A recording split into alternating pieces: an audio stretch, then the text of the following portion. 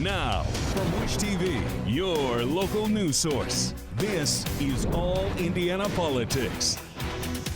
Good morning and welcome to another edition of All Indiana Politics on this Sunday. It's been a big week, so let's start with the Affordable Care Act. Thursday, the U.S. Supreme Court upheld the health care reform law. For a third time, the justices rejected a lawsuit by Indiana and 19 other states trying to get the ACA declared unconstitutional. The 7-2 ruling said the states had no standing to sue. Indiana Attorney General Todd Rokita says the fight isn't over. In a statement on Twitter, he writes, once again, SCOTUS has declined to weigh in on the merits of this insidious government takeover of our health care, which has drastically driven up costs by squelching competition and choice. He goes on to say we'll continue to push back against this unconstitutional law. Let's welcome in former Congressman Baron Hill. Thank you so much for joining us. The Supreme Court on Thursday upheld the Affordable Care Act for the third time. Your reaction to that, and do you think Republicans need to stop the court fighting? Well, I'm elated that the Supreme Court now has 3 times validated the Affordable Care Act. And I think the reality is Republicans are now going to move on. They have to. This has been validated 3 times now, and it's going to be the law of the land for the rest of for the rest of our lives. Your vote to approve the ACA essentially cost you and many other Democrats seats in Congress. Has the bill lived up to what you hoped it would be? Yes, it has. There's always been some bumps in the road on any kind of new legislation that you pass. But I've heard from several people, for example, I remember right after we passed the law, a woman came up to me and said that her father was dying and he would not go to the doctor because he didn't have insurance. Now he would be able to get insurance back then. A second story that I would tell is my grandson. He's 6 years old now. This is several years after we passed the law. But when he was born with a very serious medical problem. He would not have been able to get insurance had we not passed this bill. And so this was the right thing to do. Wasn't politically popular at the time. I thought it would be, but it wasn't. And that was the reality. But it's still the right thing for the American people. Even former President Barack Obama says the ACA isn't a perfect law. What do you think needs to be changed about it? Well, there's a couple of things. I wish the mandate would have had some the ability to enforce it, but now that hasn't happened.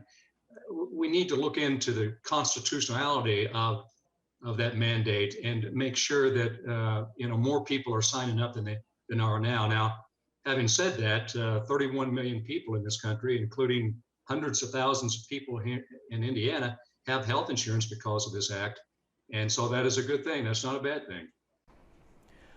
We're expecting a vote next week on the voting rights in the Senate. The infrastructure bill is on hold. Are Democrats trying too hard to reach a compromise with Senate Republicans?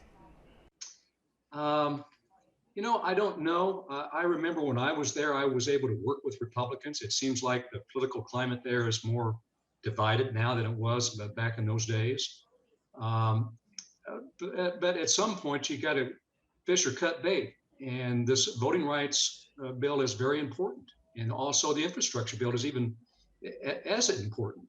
And the American people need this, and we need to move one way or the other. The House voted this week to repeal the authorization for military use in Iraq.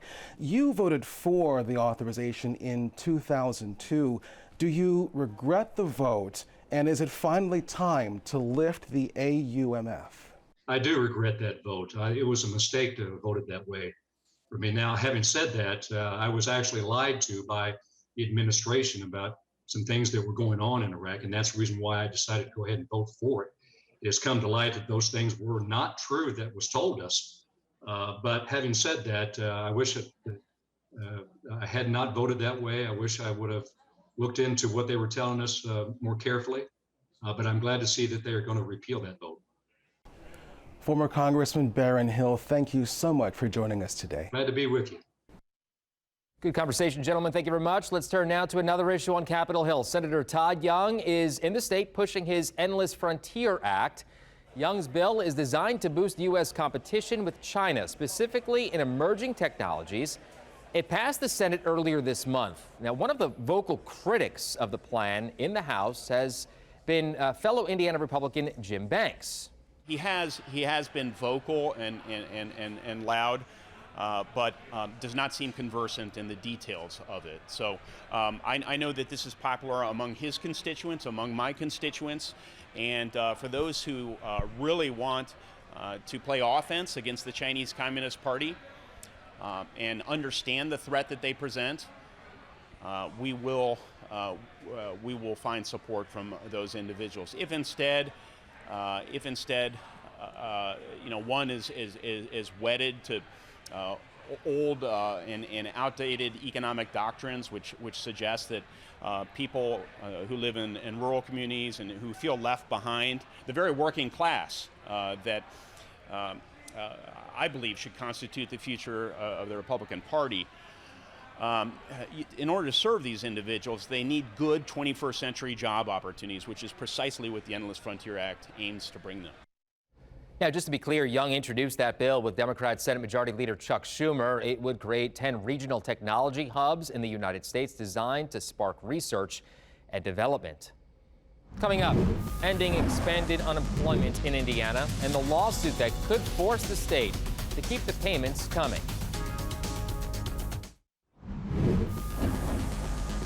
Welcome back to All Indiana Politics on this Sunday. We turn now to unemployment. Starting today, Indiana has officially ended the federal pandemic unemployment benefits. A lawsuit filed this week hopes to force Indiana to restart those payments. An emergency hearing in the case is set for Wednesday. Friday, Governor Eric Holcomb said again that now the right time to end the program here in Indiana is right now. Understand that we have more people in the workforce today than we did pre-pandemic. Understand we have a full employment, 3.9%. The 120,000 plus jobs that need to be filled is a fraction of what is available.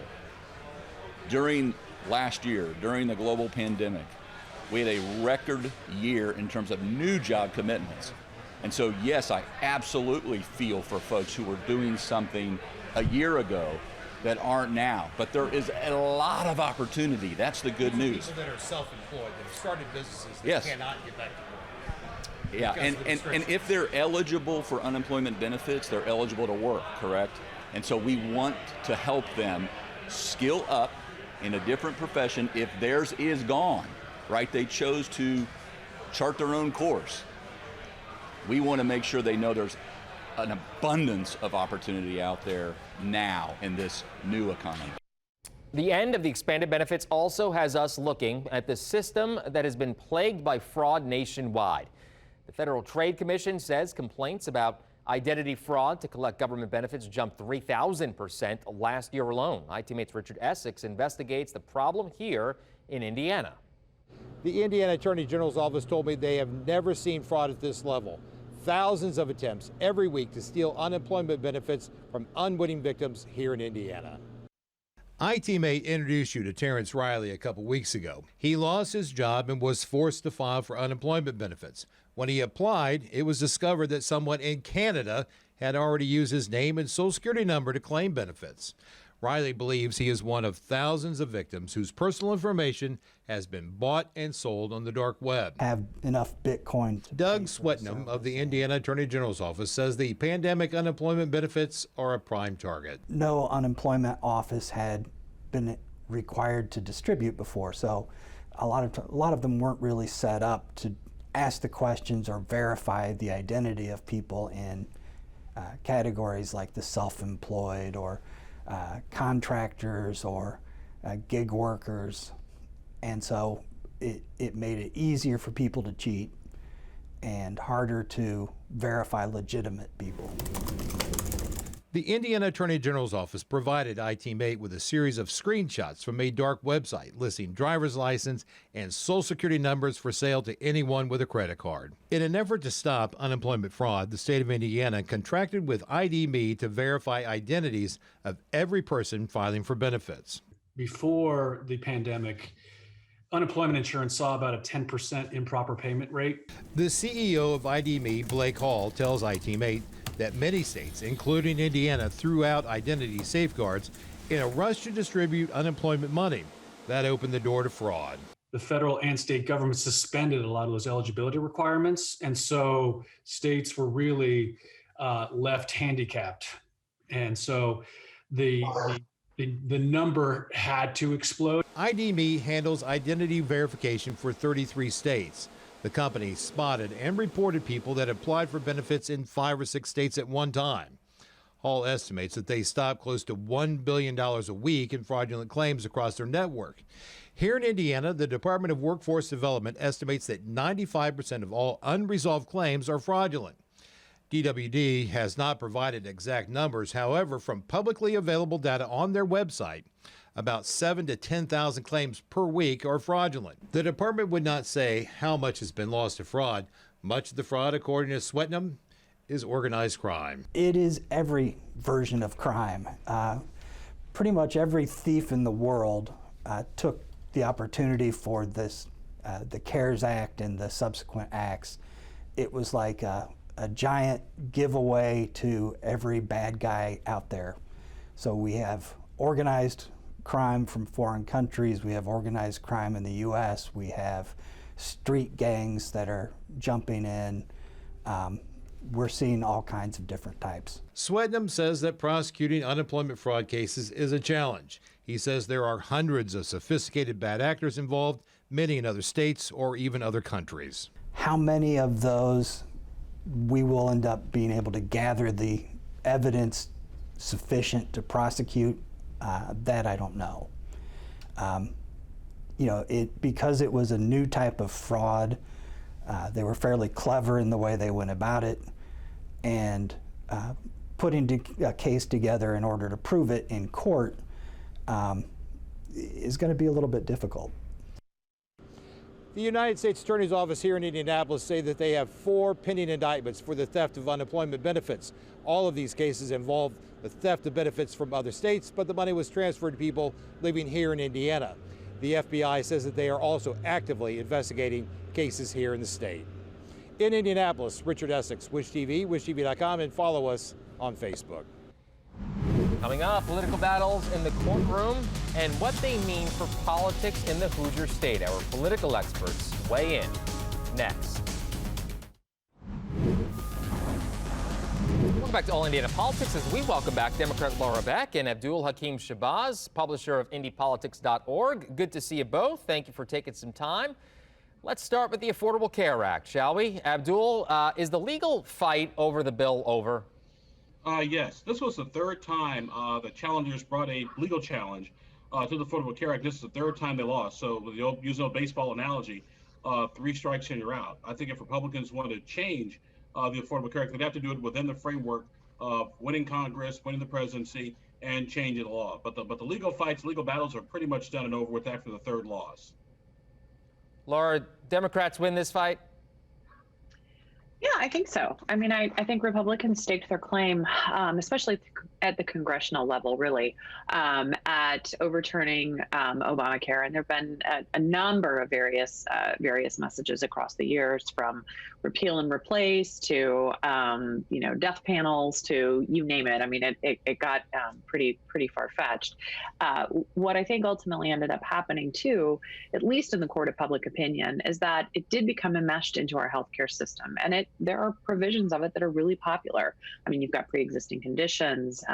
Young adults can still stay on their parents' health insurance. So politically, it became a much more challenging issue for them, especially for the congressional Republicans. So it's nice to have this put behind us, especially as we are looking at goodness knows how many people who may have pre-existing conditions now from COVID-19. Yeah, Todd Rokita was a part of the ACA lawsuit. Now he's fighting the governor in court. Laura, I'll stick with you here. Democrats keep talking about a civil war inside the GOP. You agree? Well, I certainly don't think that the optics, this is not one of my favorite words, but the optics look good when you have two leading Republicans that are fighting it out in a courtroom. I do think so much of this, while, I'm sure there would be discussions that this is on legal merits, I do think some of it is positioning themselves for, at least in the Attorney General's case, positioning himself for perhaps a larger run at a different office at some point in time. And that's something actually the current Attorney General is pretty good at, is doing some good earned media outreach in those areas. So not surprising, but it is something that certainly takes up a lot of air in the room and frankly makes people pick sides within a party that you don't want to do going into big election years. Abdul, your thoughts on this? Well, I was actually in the courtroom watching the entire hearing for 90 minutes. I thought both sides made some solid arguments. I thought the governor's arguments were a little bit better. But one of the big questions that the judge had for both sides is, if the governor loses, where does he go? Where does he go? What does he do to get some sort of reconciliation, all this? So I think that it was an interesting hearing. I think the odds probably favor the governor, but judges can't do anything as long as they're in the framework of the law. So we'll see. One more question for you, Abdul, here. Is the governor a lame duck at this point? And if so, do you think that this, as Laura was mentioning, helped Todd Rokita run for governor in 2024? The governor, in my opinion, is never a lame duck, at least before the midterms. I mean, let's just make that abundantly clear. Todd Rokita wants to be governor. I mean, he ran the last go-round when Mike Pence got nominated as vice president.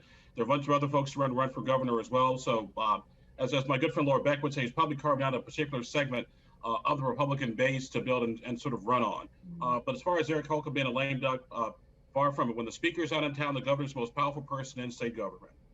Laura, on your side of the aisle, we don't hear much talk about Democrats running. Yeah, I mean, and at this point, we do have a new chairman of the Democratic Party, Mike Schmoll, who is really doing a great job at getting off and running. He's doing a lot of party building, which is something that we really strongly need, especially in all of our counties. He's really focusing on messaging and money and all of those areas that you need to win. I do think that the calendar is probably a little more accelerated right now for Republicans because there are so many who are coming out to run for governor, because there's could potentially end up in a primary fight, whereas for Democrats, we could potentially go down that road. I think you're hearing folks talking about it, but I also think it is our first post-COVID summer, and so some people may be taking a little time to regroup before they head into the next cycle. Certainly, of course, I think we're going to be hearing more about the Senate, since that's going to be one that's going to be coming up as well. So before I let you guys go, Mike Pence appeared at a Faith and Freedom Coalition rally on Friday and was really heckled and called a traitor by members in the crowd. You think this is his political future, kind of scorned by people who pushed him to prominence, Abdul? Yes and no. I think reasonable Republicans, reasonable conservatives get Mike Pence to understand the position he was in. But then you have the typical Trump supporters, which is what those folks were. And Mike is going to have to deal with that as he goes forward and considers a possible run for the presidency. Laura?